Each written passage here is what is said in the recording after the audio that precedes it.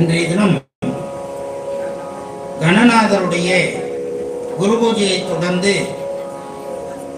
12 திருமுறைகளையும்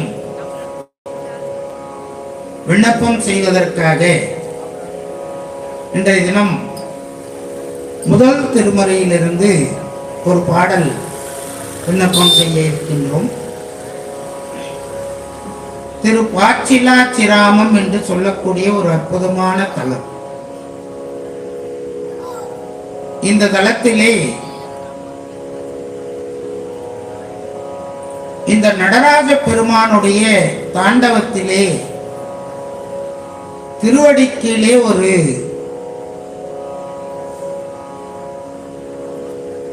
ஒரு பூதகணமானது படுத்துக்கொண்டு இருப்பதாகவும் அதன் மேலே நடராஜ பெருமான் முதுகின் மேலே தாண்டவம் ஆடுவது போலவும் இருக்கும். அது ஏன் அப்படி செய்கிறார் என்று சொன்னால் அதற்கு ஒரு தத்துவம் உண்டு. நம்மிடத்திலே இருக்கக்கூடிய இந்த ஆணவ மலம் மேலெழுந்து வாராதபடிக்கு இறைவன் தன்னுடைய அருள் திருவடியினாலே அதை அழுத்தி வைத்திருக்கிறார் என்பது பொருள். அதற்கு முயலகன் என்று பெயர். அந்த முயலகன் இந்த ஆன்மாக்களுடைய அறிவிலே ஊனத்தை ஏற்படுத்தக்கூடிய அந்த காட்சி தான் அந்த நடராஜ பெருமானுடைய திருவடிக்கீழே இருப்பது. இந்த தலத்திலே நடராஜ பெருமான் அந்த தாண்டவம் ஆடுகின்ற பொழுது அந்த முயலகன் வந்து அந்த திருவடிக்கீழே இருக்க மாட்டார். அதற்கு ஒரு அற்புதமான நிகழ்வினை நமக்கு அந்த தலம் கூறுகிறது. முயலகன் என்று சொல்லக்கூடிய ஒரு நோய், அது இறைவனுடைய திருவடிக்கீழே இருக்குது. கொல்லிமலவன் என்று சொல்லக்கூடிய குறுநில மன்னன் ஒருவன் அந்த சிற்றரசை ஆண்டு கொண்டு வந்தார். திரு பாச்சிலாச்சிராமம் என்று சொல்லக்கூடிய அந்த இடத்திலே குறுநில மன்னன் சிற்றரசன் அந்த நிலத்தை ஆட்சி செய்து வந்தார். அவனுக்கு ஒரே ஒரு மகள். அந்த மகளுக்கு இப்ப சொல்லுவாங்க இல்லையா, ஒரு நோய், பேரலிஸ் அட்டாக் என்று சொல்லுவார்கள். இந்த கைகாலெல்லாம் இழுத்துக்கும், நடக்க முடியாது.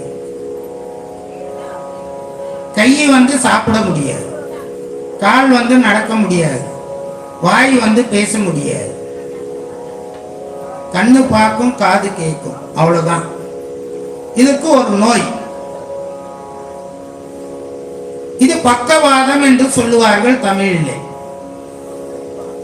இந்த நோயினாலே அந்த மன்னனுடைய மகள் பாதிக்கப்பட்டார். அப்பொழுது எத்தனையோ வைத்தியர்கள், மன்னனுக்கு ஒரு வைத்தியரா தெரியும்,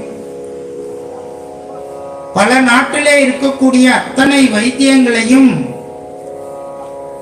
அந்த மன்னன் தன்னுடைய மகளுக்காக வரவழைத்து செய்து செய்து அந்த நோயினுடைய தன்மை சற்றும் குறையவில்லை.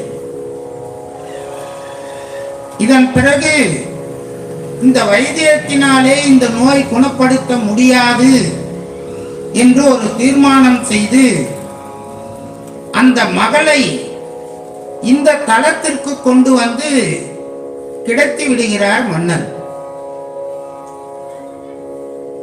அப்ப யாரு நல்லாக்கணும்? சாமி தான் நல்லாக்கணும். கிடத்தின உடனே சாமி நல்லாக்கணும் இல்லையா? நல்லா ஆக்கல. அப்ப அந்த வழியாக திருஞான சம்பந்த பெருமான் தல யாத்திரையாக வந்து கொண்டிருக்கிறார். அப்பொழுது அந்த தலத்திலே வருகின்ற பொழுது மன்னவன் அவரை வரவேற்று திருக்கோயிலுக்குள்ளே அழைத்து செல்லுகிறார். அங்கே அந்த மகளானது பேச்சற்று, நினைவற்று, உடல் அசைவற்று ஒரு செயலற்ற நிலையிலே காட்சி கொடுத்து கொண்டிருக்கிறாள் அந்த மகள். உடனே ஞானசம்பந்த பெருமானுடைய அந்த கண்களுக்கு அவள் படுகிறாள். உடனே ஞானசம்பந்த பெருமான் மன்னனிடத்திலே கேட்கிறார், இது யாருடைய மகள் இப்படி கிடக்கிறாளே என்று கேட்கிறார். அப்பொழுது மன்னன் சொல்கிறான், எத்தனையோ வைத்தியர்களை எல்லாம் வைத்து இந்த நோயை குணப்படுத்த நினைத்தேன், குணப்படுத்த முடியவில்லை என்று கண்ணீர் மல்க திருஞான சம்பந்தரிடத்திலே முறையீடு செய்கிறார்.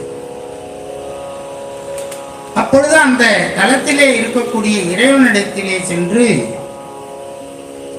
திருஞான சம்பந்த பெருமான் ஒரு அற்புதமான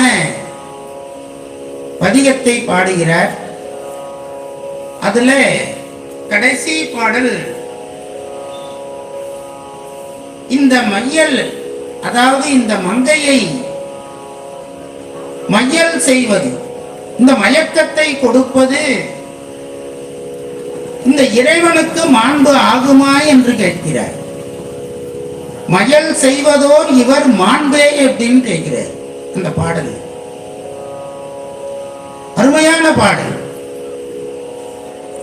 அந்த பாடலை 11 பாடல்கள் பாடி முடிக்கிறார் திருஞான சம்பந்த பெருமான். அந்த மகள் தூங்கி எழுவது போல எழுந்தாள் என்று சேர்க்கிறார் சொல்றார். அப்ப முயலகன் நோய் எங்க போச்சு? எத்தனை வைத்தியர்கள் பார்த்தும் குணமாகாத அந்த நோய் ஞானசம்பந்தருடைய அந்த 11 பாடல்களிலே குணமானது என்று சொன்னால், இந்த திருமுறையெல்லாம் நாம் எப்படி போற்றி மகிழ வேண்டும் என்பதை எத்தனை பிறவி எடுத்தாலும் மறக்கக்கூடாது. அந்த பாடலை இப்பொழுது முதல் திருமுறையிலே நாம் பாடி மகிழ்வோமாக. இப்பெல்லாம் யாருக்காவது இப்படிப்பட்ட ஒரு நோய் வந்தா, குணப்படுத்த முடியாத ஒரு நோய் வந்த இந்த பதிகத்தை எல்லாம் நாம் மனதாரே பாடினோம் என்று சொன்னால் நிச்சயம் அதற்கான பலன் கிடைக்கும். ஒரு முறை பாடிட்டு பலன் கிடைக்கல சார், சாமி ஏமாத்திட்டாரெல்லாம் நினைக்கூடாது. ஏதாவது ஒரு விதத்திலே அதுக்கான பலன் நிச்சயமாக கொடுப்பார். அந்த நம்பிக்கை நாம் வைக்க வேண்டும். தக்க ராகம் என்கின்ற பண்ணிலே காம்போதி என்கின்ற ராகத்திலே அமைந்த அற்புதமான பாடலை இப்பொழுது முதல் திருமுறையிலிருந்து நாம் பாடி மகிழ்வோம். இந்த பாடல் இன்னைக்கு இந்த திருவிழாவில் இந்த காம்போதி ராகத்திலே அமைந்த பாடல்களையே போட்டு மகிழ்ந்தார். அவருக்கு தெரியுமா தெரியாதா தெரியல. நம்முடைய இந்த ஒலி அமைப்பாளருக்கு தெரியுமா தெரியாதான்னு தெரியல. எல்லாம் காம்போதி ராகத்தில் அமைந்த பாடலாவே போட்டார். நான் ரொம்ப மகிழ்ந்து கேட்டேன். ஐயாவுக்கு ரொம்ப வாழ்த்துக்கள். இப்படிப்பட்ட பாடல் எல்லாம் கேட்க ஒரு வாய்ப்பு கொடுத்தது.